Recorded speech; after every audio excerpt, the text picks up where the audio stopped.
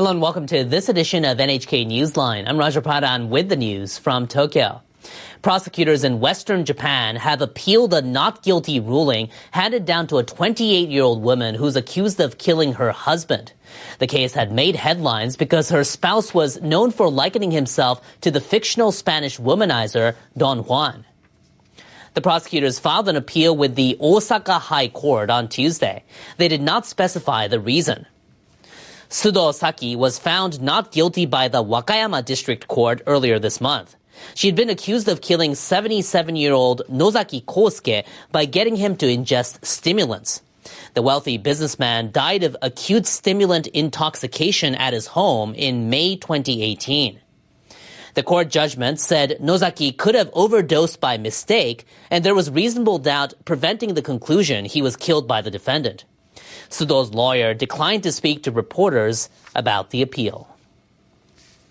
Japan's leaders are tightening regulations on tap water. They've decided to set legal limits for a group of potentially hazardous substances and implement mandatory tests. The Environment Ministry says the new measures will cover organic fluorine compounds known as PFAS. Officials say a survey showed higher concentrations of two such chemicals, PFOS and PFOA, in dozens of locations nationwide. A panel of experts later approved a plan to establish new legal standards. The limit for PFOS and PFOA will remain the same as the current provisional threshold of 50 nanograms per liter. Local governments and utilities will be required to regularly test their tap water and ensure it meets safety standards.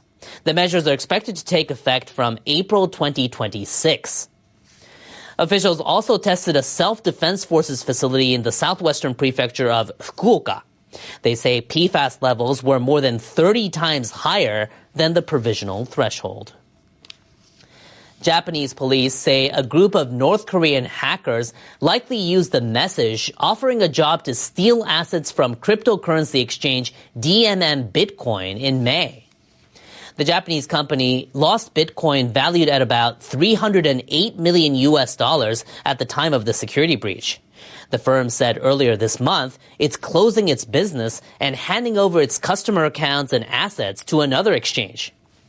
The police announced on Tuesday the theft was carried out by the Lazarus hacking group, which is believed to be controlled by North Korean authorities.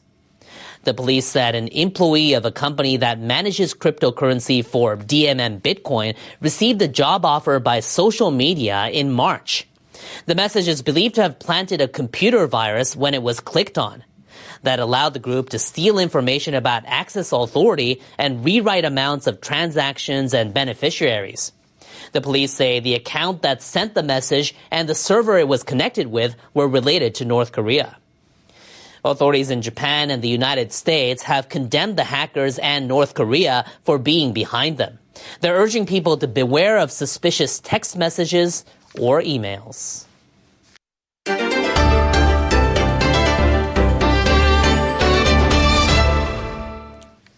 Lawmakers in Japan's ruling coalition are ending the year in a weaker position than they started, largely because of a money scandal.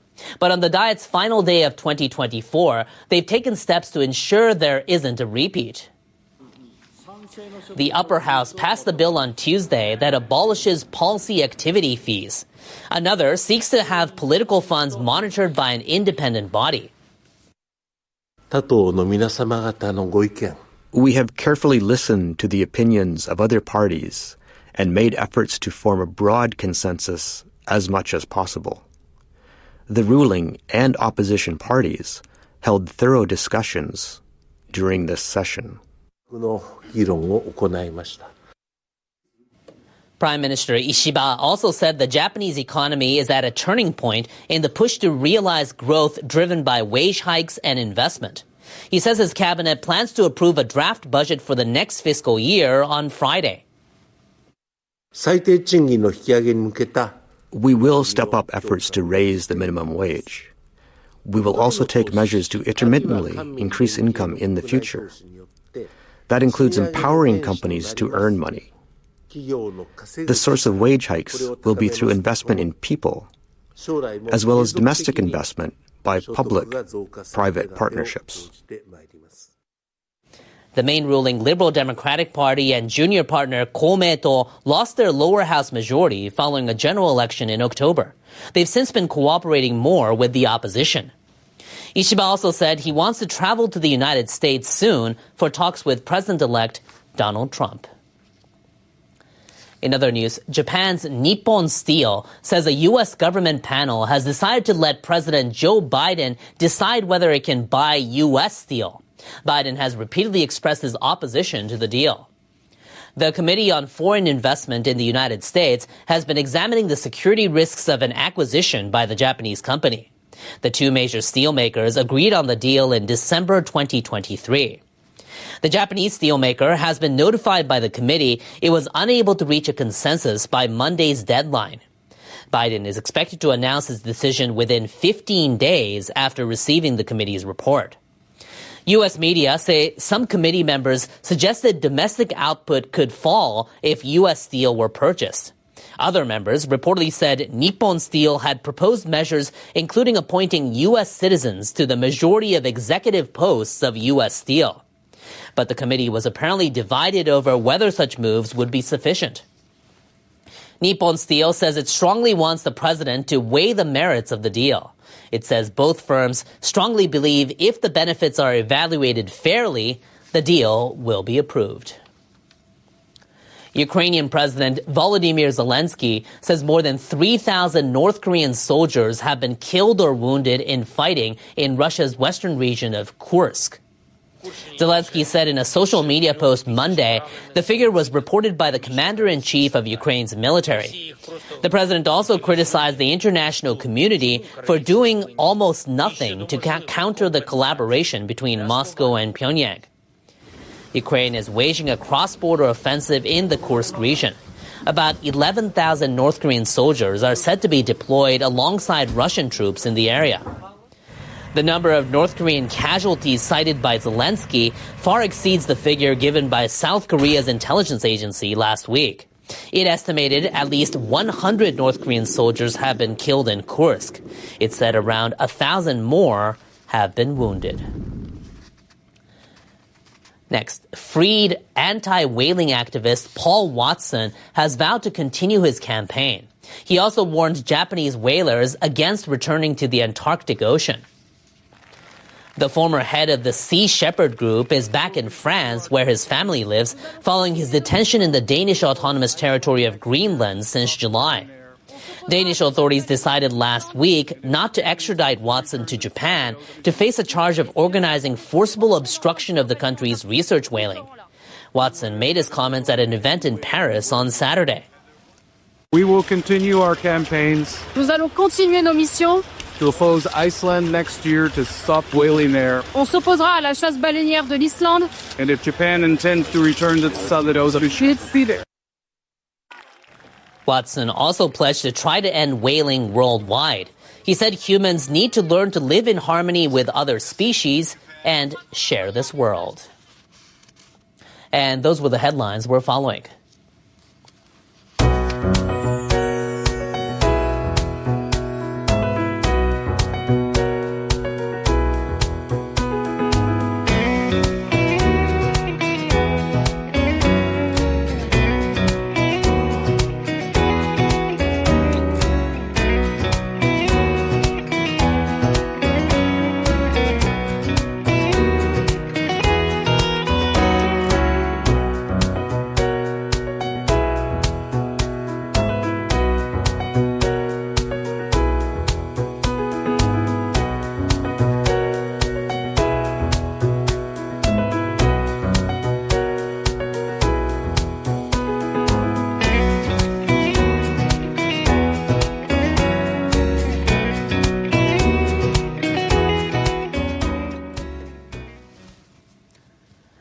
And that wraps up this edition of NHK Newsline. I'm Raja Paran in Tokyo, and from all of us at NHK World Japan, thanks for joining us.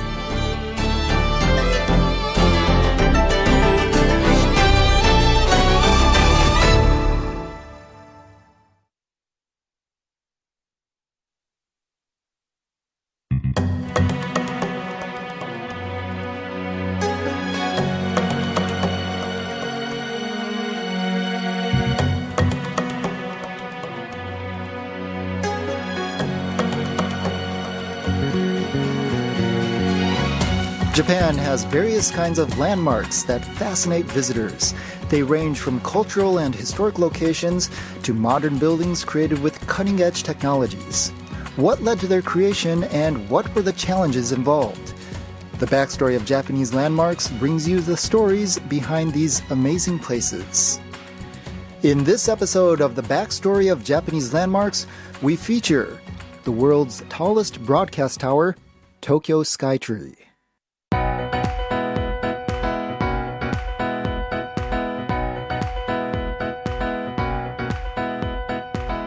Tokyo Skytree is 634 meters tall. Other landmarks such as the Tokyo Tower and Paris's Eiffel Tower have wide bases.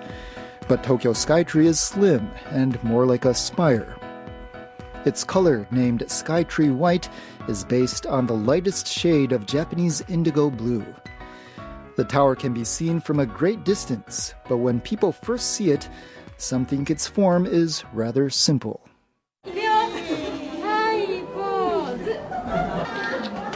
Tokyo Skytree was built using state-of-the-art Japanese technology. But that's not all.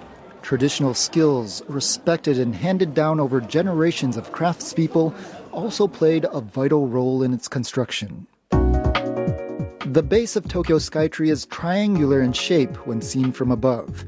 This was designed to let people enter from the three sides of the surrounding areas. Meanwhile, the two observation decks at the heights of 350 meters and 450 meters are round and offer a 360-degree panoramic view. This means the cross-section of the tower's base is a triangle, but becomes round toward the top. Looking more carefully, Tokyo Skytree's outline is not made of straight lines. The lines are actually slightly curved. Depending where the tower is viewed from, some parts of the tower warp inwards, while other parts bulge outwards. This comes from traditional Japanese architecture. The inward warp is called sori, while the outward curve is called mukuri. Tokyo Skytree's towering outline is a combination of sori and mukuri. A particularly important feature of Tokyo Skytree is its earthquake resistance. The tower's construction began in 2008. 3 years later, in 2011, a massive earthquake struck eastern Japan. After overcoming a number of challenges posed by the disaster, the tower was completed in 2012. Tokyo Skytree has an outer frame and an inner column. The two are structurally detached. During an earthquake, the column acts as a weight and moves in the opposite direction as the outer frame. This reduces the impact of tremors. This anti-seismic structure was inspired by a traditional Japanese structure, the five-story pagoda. Five-story pagodas of Buddhist temples have a column at the center, similar to Tokyo Skytree.